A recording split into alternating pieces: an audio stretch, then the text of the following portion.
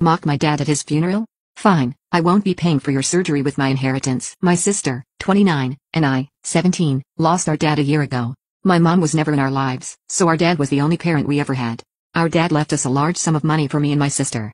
My sister spent her inheritance to get new cars and invest in renovating her house that she lives with her husband. Right now I live with my aunt because my brother-in-law, my sister's husband, didn't let me stay at my sister's house. With my inheritance, I plan on using the money to pay for my college tuition, because my dream is to be a doctor. My sister and I haven't been close ever since she got married to her chronically ill husband, who was allowed to make backhanded comments about our dad and mock his illness. Apparently he is allowed to make a scene at our dad's funeral because he's ill and shouldn't be held accountable for his behavior. I've distanced myself from my sister, but recently she kept visiting a lot, betting about her husband's condition. He's been in and out the hospital for months because of heart problems and is really in need of a surgery. She brought up my inheritance money several times, but I quickly ended up cutting the conversation. She then straight up asked if I could help pay for her husband's surgery, and promised she'd pay back in less than a year. I felt uneasy because if I give her money from my inheritance, which is a large amount, there's no guarantee she'll pay back before it's time to apply for college.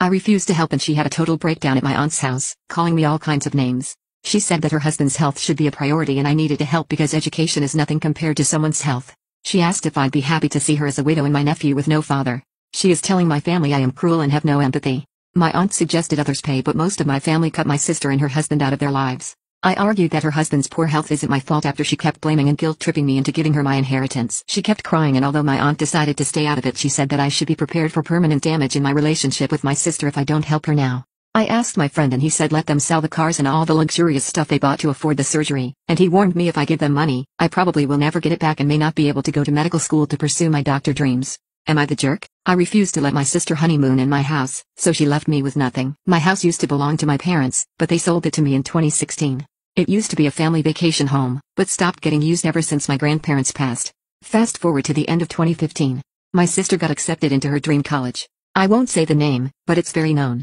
Everybody was so proud and excited for her, including me. A week later my parents called asking if I'd found a house yet.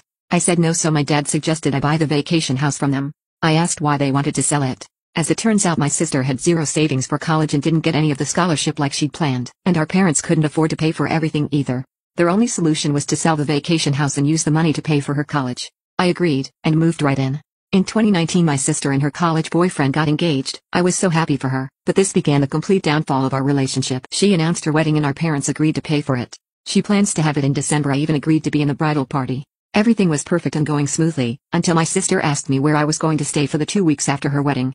Puzzled, I answered my house. She got a sour look and said that's not gonna work. Her and fiance would be there and they wanted private time. I asked why they'd be at my house and she said that's where they were having their honeymoon, and they were gonna be there alone for 2 weeks at my lake house. I said that was news to me. She insisted our parents said it was fine. I told her it wasn't their place to make decisions on behalf of my house. After our argument she called our parents. They said I was being unreasonable.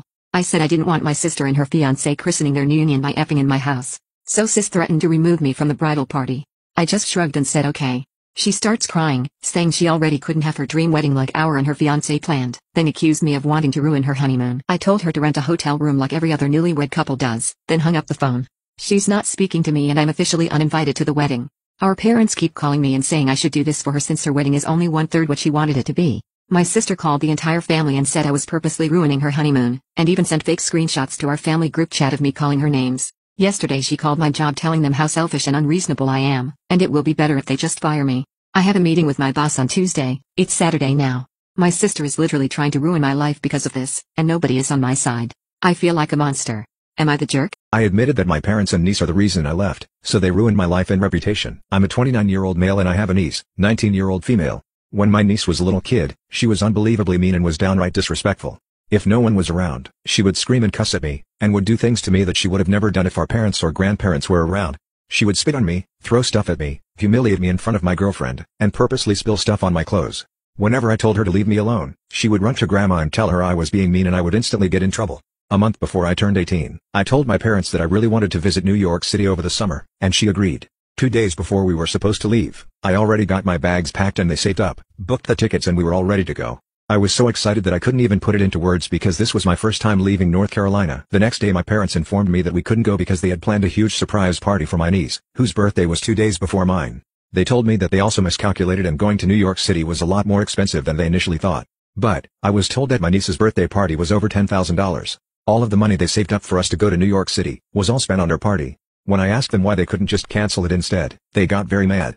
My entire family told me I'm an entitled brat and to stop being so selfish. They never canceled the party and I heard all about it from my niece's social media. I was tired of it. 3 months later I packed my bags and moved to New York City. I went to college there and never left after graduating. About 2 weeks ago I got a phone call from an uncle about a family reunion.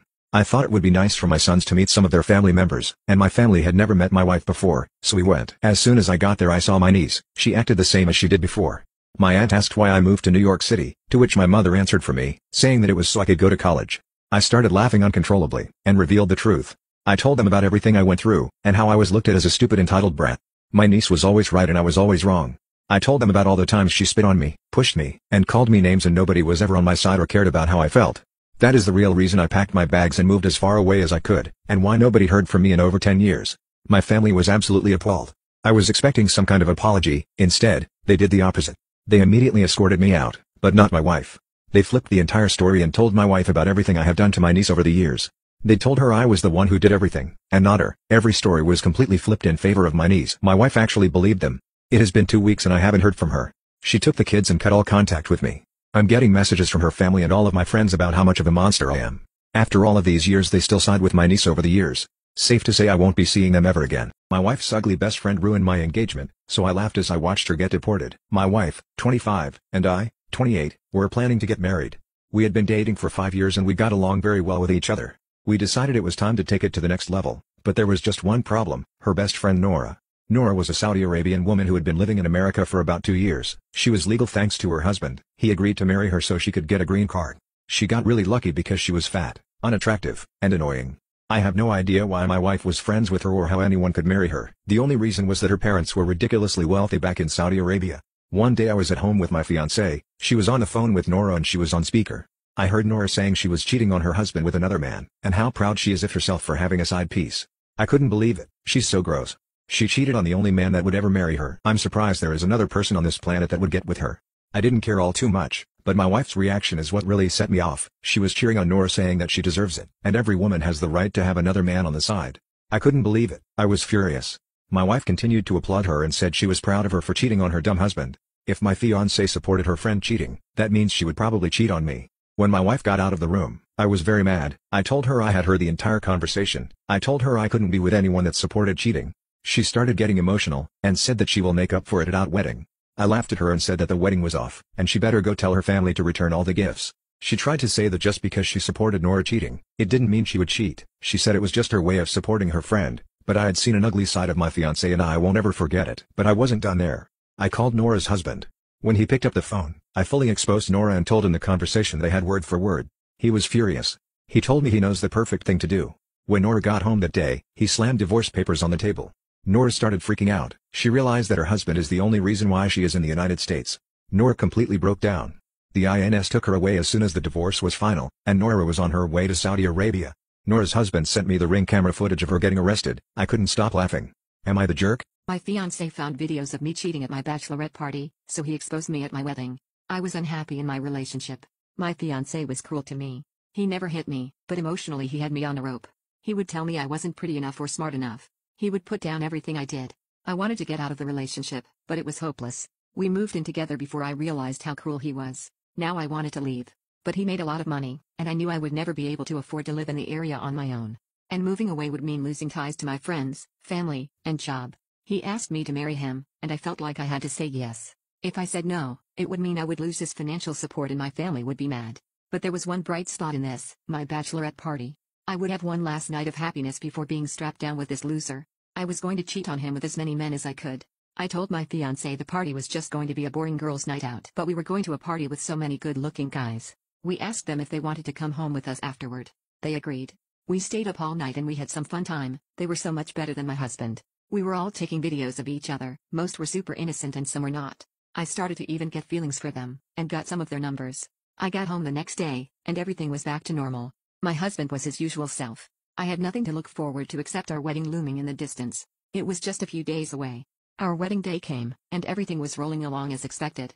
We were up at the altar saying our vows. When the priest asked if my husband would take me as his lawfully wedded wife, he said he did not. Then he proceeded to show everyone at the wedding videos of my bachelorette party. And yes, there were videos of me doing things with 10+ different guys. I later found out that he had found pictures and videos on one of my friend's social media pages. How could she have been so careless? I had no other choice than to explain myself. I told everyone at the party how cruel he was. I exposed him for everything he has done to me emotionally. Almost everyone at the wedding took my side. My fiancé has been fired from my father's company. I was also able to save my apartment by getting a roommate. And my parents are considering hiring me for the job he was doing. My ex-fiancé moved away because everyone in the community hated him. He lives in a bad neighborhood and is struggling to get a job because of his negative attitude. Am I the jerk? I revealed my dad's devious secret in front of his other kids and told him he was no longer welcome at my mom's funeral. There was a time in my life when me and my mother and father were happy. But that didn't last long. When I was 3 years old, my mother was diagnosed with lupus. Lupus is a disease that causes your body to attack itself. People who have it get joint pain and rashes, and they feel tired a lot of the time. My mother tried to be a trooper about it, but my father couldn't take it.